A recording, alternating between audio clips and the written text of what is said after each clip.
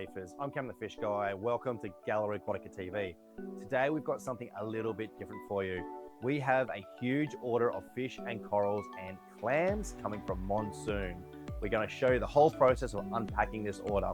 So first of all, let's go to the airport and pick it up. The order of clams from Monsoon.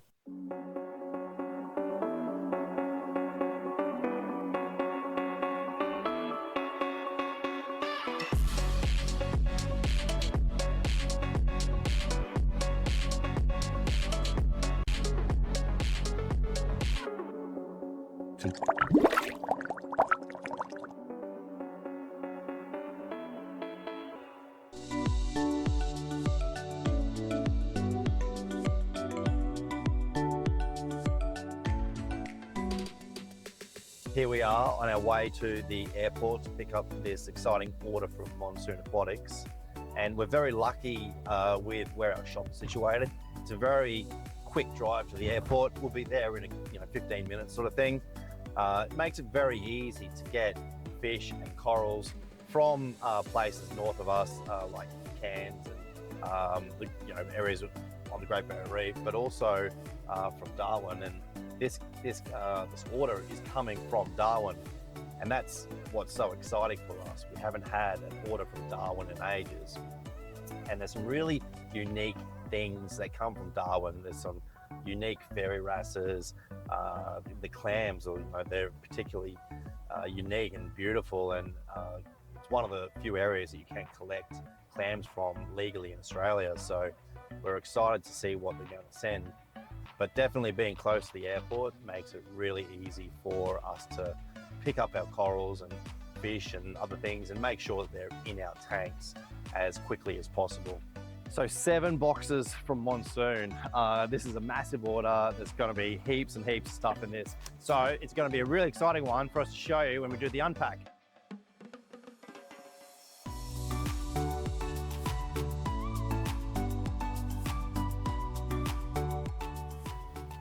We've got our 7 boxes of fish and corals and clams from Monsoon, and we're on our way back to the shop. So I'm a bit shocked we've got 7 boxes of fish and corals and clams. Probably only half a box is the clams themselves. They don't take a lot of space to pack them, so there must be a lot of fish and other things. I'm excited to see the para ancora.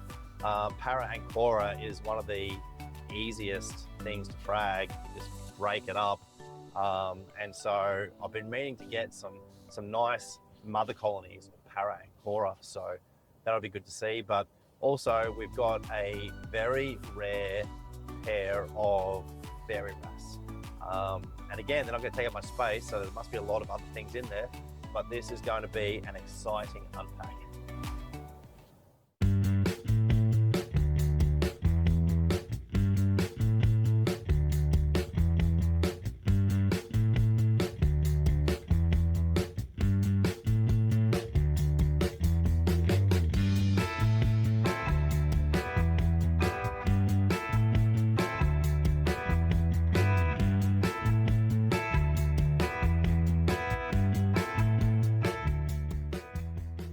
We're back at the store with our 7 boxes from Monsoon Aquatics, and we're about to start acclimating all of the livestock. So Reef Beards actually got this all set up whilst we were on our way to the airport. We've got buckets for the fish. We've got our drippers. We're going to slowly acclimate the fish to get used to our water, to ensure that the salinity, pH, temperature is all the same, so we don't shock our new fish. So we'll get started. We'll open some boxes and we'll show you what we've got in this amazing haul from Monsoon. I've just opened the first box and it's the clams, which is a little bit crazy to think.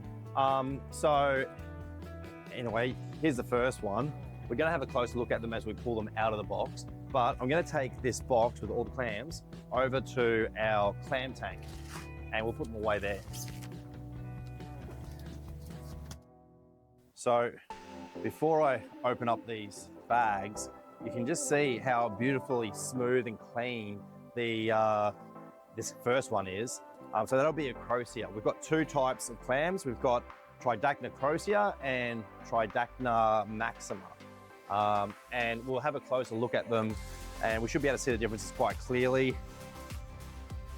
This one, the amazing size. I really like clams about this sort of size. They're perfect, not too small. They'll sit up nicely.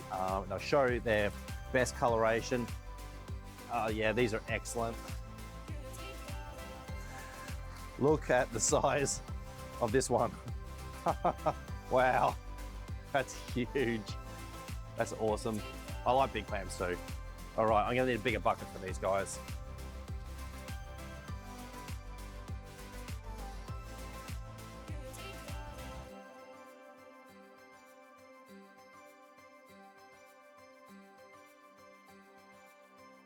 Boss has got to work.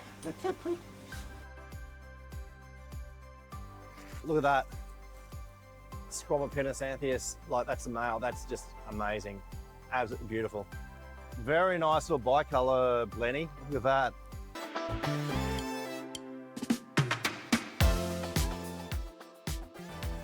So we've got a standard banana wrasse here, but the only way I can remember actually how to write it up is the 2004 Gwen Stefani Holobacter BANANAS. So check this out. We've got a shrimp and goby pair. They're really interesting. Of course, these the goby and the shrimp form a symbiotic relationship, in which case the shrimp actually digs a burrow that the goby lives in. The goby acts as a watchman to keep an eye out for danger. So they live side by side in a little home that they build together. So it's a really beautiful example of symbiosis, and we've got a special space for these guys. This is definitely one of the most special things we've had in a while. Check it out. This is Randall's fairy wrasse. Now, these guys have not been seen in our industry for 7 years. First time they've been collected in 7 years. So that'll be the boy, and this is the girl. They were only just described in 1995, I believe. And so these are not a well-known fish, but they're absolutely beautiful. That male in particular is amazing. And this pair of fish is one of the most special things in this entire order. Whilst we're waiting for the last bucket of clams to acclimate, we're gonna start to acclimate our fish. Now, they've been floating in these tanks for the last 20, 30 minutes, allowing the temperature to sort of acclimatize, become the same as the temperature of the water in the tanks. But we're also going to drip acclimate them. So I'm gonna start the drip. And we have got a heap of fish to acclimate, and in particular, a heap of chromis. So this is going to be our chromis tank. It's always good to check that you haven't missed any fish when you discard the bag. And even the way you open the bag is to ensure that there's minimal chance of the fish getting caught in the corners. I'm going to get rid of half of this water. I'll discard that, discard the bags. We'll give the fish probably 30 minutes to get used to the new water that's coming in. That's the speed we're acclimating them at, which is a good speed for a bucket. You can do a bucket a lot faster than when it's a small bag. And then we'll put them into the tank. Let's go back to the clams. So we've been acclimating this large one actually in the tank. We've slowly introduced water from the tank into its bag. And now I'm just going to take it out. I'm going to move it onto the rack. It's still on its base rock, which is really cool in a way, but it does mean it needs a lot of space. So I've made space on the other side over here. The blue on this looks really cool already.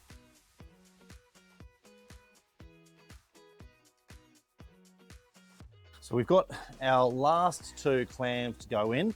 Oh, that one squirted me. And so this is a little crocea. And you can see with the croceas that they're a smoother clam. They're generally a bit more compressed in shape. They don't grow as big as the Maximas, and they're slow growing, very slow, but they are very, very beautiful. And that's the perfect spot for them. We've got these bits of rubble in the base of this clam house so that we can sit them up nicely.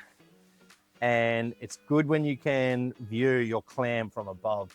Clams always look best when you're looking down on them. So we'll give these guys probably 10-15 minutes just so they can settle in, relax a little bit, open up, and then we'll go through and have a look at the colors of all of our new clams.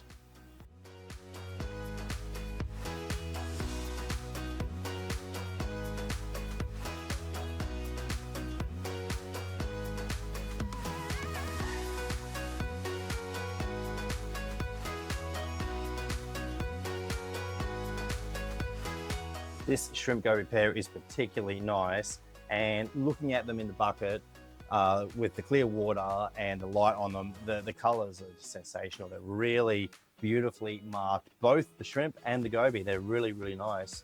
We're going to put them in a little isolation box, and we do this because it's really hard to sort of keep a pair of shrimp gobies in a sales tank at an aquarium store. And in this little box, it'll mean they'll be together, they'll be safe, they won't lose each other, which is the most important thing. We always provide them with some sand for the shrimp to dig, as well as a cave, like a little, in this case, we're using clamshell. So we're ready to put these guys in, and we'll put them into the box now. I'm about to put the Randall's fairy wrasse up in this top tank. Now, something about fairy wrasse, they're very jumpy, and you have to be really careful when you're catching them out that they don't jump out onto the floor, because these are a seriously rare fish. They're seriously beautiful, but they're also quite expensive. So I'm going to be extra careful, get them up here with 0 fish on the floor. All right. This is the male. Oh, look at that. And the female. There we go. And I'm going to close this lid straight away. I'm going to make sure they're all closed so they cannot jump. What a beautiful, beautiful pair of fish. Randall's fairy wrasse. Nice. So here we have the Darwin, Para, and Cora. You can see the shape of the colonies. They're actually branching out, which makes them very easy to cut up, as I said. The color looks excellent, and we're definitely going to put one of these aside for our propagation room so that we can always have an easy to frag hammer for the future. I can't tell you how happy I am with this order. We have some amazing fish, some really nice coral, but most important of all, the clams are sensational. In the short time we've had these clams here, they've opened up and we've already sold 2. So we will do a specific video on clam care in the very near future. We'll tell you all the ins and outs and what you need to do to have success. They're a relatively easy creature to have in your reef tank, but you do need to do some specific things to ensure their long-term health. That's it for today's episode of Gallery Aquatica TV.